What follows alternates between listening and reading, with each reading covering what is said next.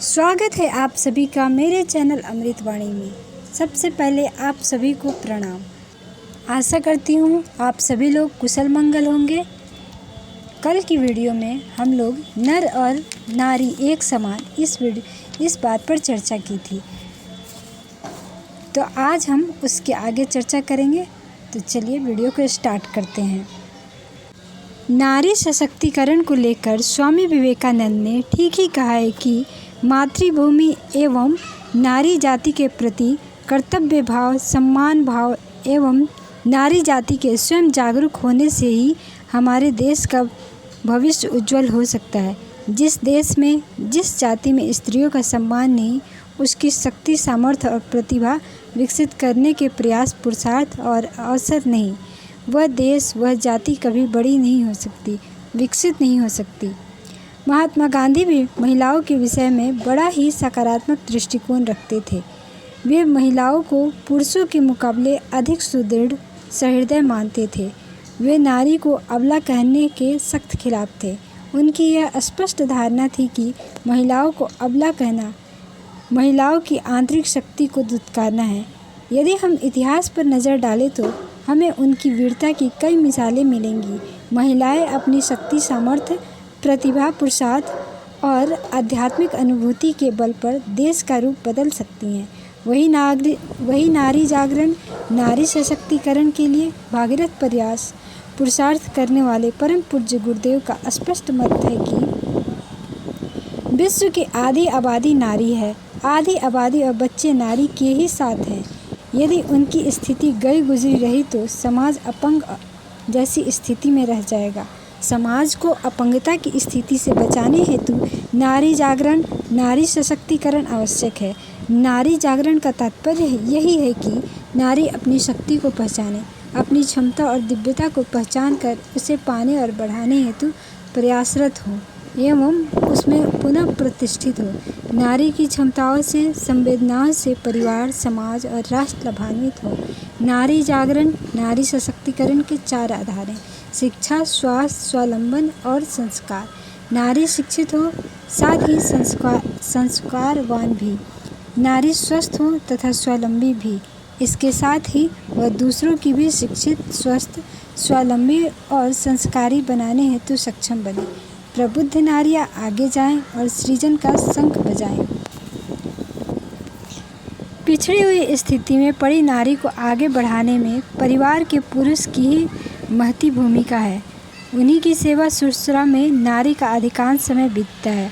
दूसरी ओर उसके समर्थ होने की स्थिति को पुरुष अपने लिए खतरा नहीं वरन गर्व का विषय समझे एवं उसके प्रति अपनी सद्भावना का परिचय देते हुए नारी को समुन्नत बनाने का प्रयत्न करें।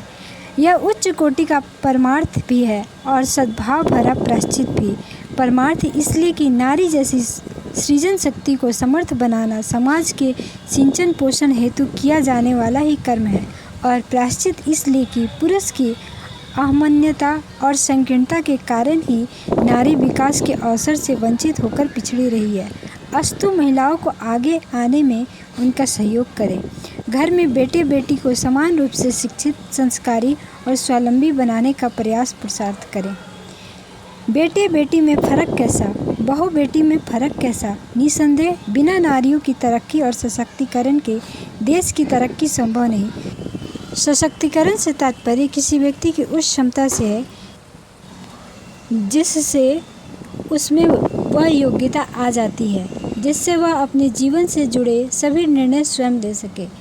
नारी सशक्तिकरण में भी हम उसी क्षमता की बात कर रहे हैं जहां महिलाएं परिवार और समाज के सभी बंधनों से मुक्त होकर अपने निर्णयों की निर्माता स्वयं है। नारी सशक्तिकरण को लेकर सरकार भी सचेष्ट है, प्रयासरत है।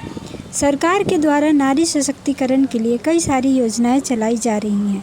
बेटी बचाओ बेटी पढ़ाओ योजना, महिला हेल्पलाइन योजना, उज्ज्वला योजना, लड़कियों की शिक्षा के लिए स्कॉलरशिप योजना, sport tour training and employment program for women, महिला शक्ति केंद्र, पंचायती राज योजनाओं में महिलाओं के लिए आरक्षण, उत्तराधिकार अधिनियम, ट्रिपल तलाक कानून, घरेलू हिंसा अधिनियम, भ्रूण हत्या संबंधी कानून, दहेज प्रथा विरोधी कानून आदि कई सरकारी योजनाएं और कार्यक्रम और कानून हैं जो नारी सशक्तिकरण की दिशा में कारगर साबित हो रही हैं। सत्य यह भी है कि नारी सशक्तिकरण के पूर्ण लक्ष्य को प्राप्त करना के अकेले सरकार की जिम्मेदारी नहीं है, बल्कि पूरे समाज की सामूहिक जिम्मेदारी है। नारियों को स्वयं भी अपने अधिकारों और अवसरों के प्रति जागरूक होना होगा। पुरुषों को आगे आकर नारियों को सशक्त करने में अपनी सार्थक और सकारात्मक भूमिका निभानी होगी। इसकी शुरुआत अपने घर परिवार से ही करनी होगी। विभिन्न सामाजिक, सांस्कृतिक और आध्यात्मिक संस्थाओं को आगे आकर इस महान यज्ञ में अपनी आहुतियाँ अर्पित करनी होगी। शिक्षा नारी सशक्तिकरण का सबसे प्रभावशाली साधन है। विभिन्न सरकारी और गैर सरकारी शिक्षण संस्थाओं को आगे आकर शिक्षा, संस्कार और स्वावलंबन के द्वारा लड़कियों को सशक्त करने में अपनी सार्थक भूमिका निभानी ही होगी।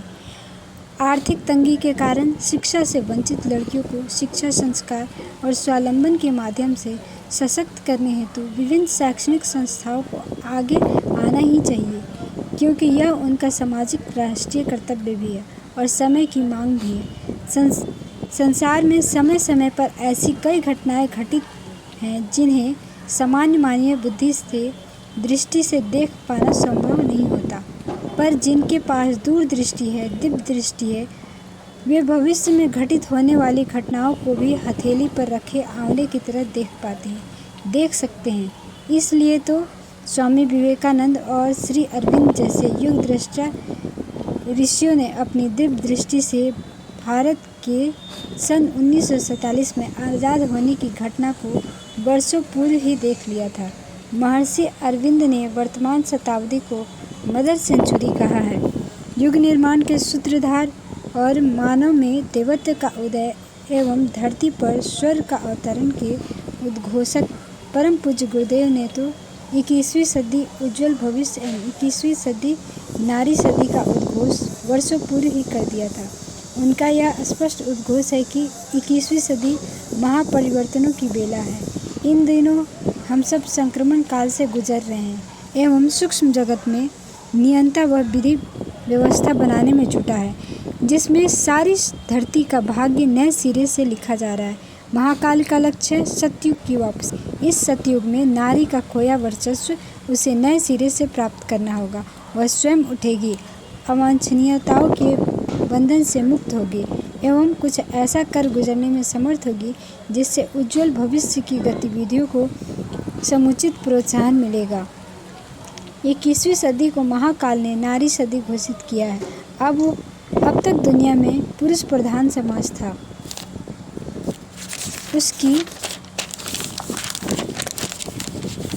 उसकी व्यवस्था परम सत्ता ने देख ली थी। अब दायित्व नारियों को सौंपने का मन है।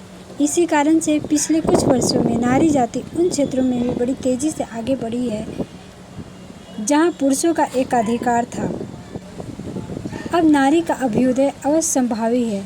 यह बिल्कुल वैसा ही है जैसे पतझड़ के बाद वसंत आता है, वसंत का आगमन होता है। आग उगलती भीषण गर्मी के बाद घटाटोप बरसने वाली वर्षा आ धमकती है और जल जंगल एक कर देती है और फिर देखते ही देखते धरती पर हरियाली की एक नूतन और मखमली चादर बिछ जाती है। इतने बड़े परिवर्तन कर सकना मानवीय परिवर्तनों के लिए भले ही कठिन हो, पर उस नियंता के लिए सब कुछ संभव है जिसने इतनी विचित्रताओं से भरा पूरा ब्रह्मांड रच कर रख दिया।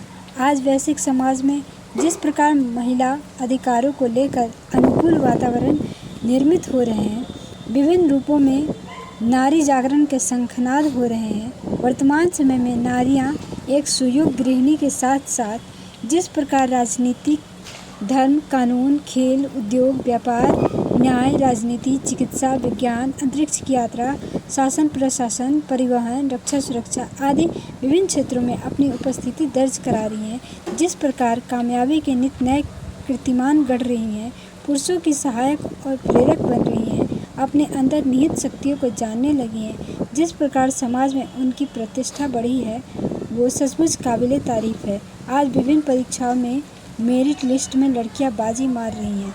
हर क्षेत्र में नारियां अपनी मेधा, प्रतिभा और पुरुषार्थ का परचम फहराने लगी हैं। इसे देखते हुए 21वीं सदी उज्जवल भविष्य और 21वीं सदी नारी सदी की संभावना सचमुच साकार होती दिख रही है। नर और नारी में भेद मिटने लगे हैं।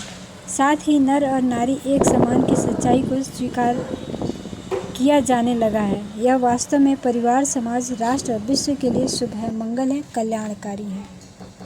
इसी के साथ ही आज का यह विषय समाप्त हुआ। तो वीडियो कैसी लगी, पसंद आई हो तो लाइक करें, शेयर करें और वीडियो में अंत तक बने रहने के लिए आपका बहुत बहुत धन्यवाद। आपका दिन शुभ हो।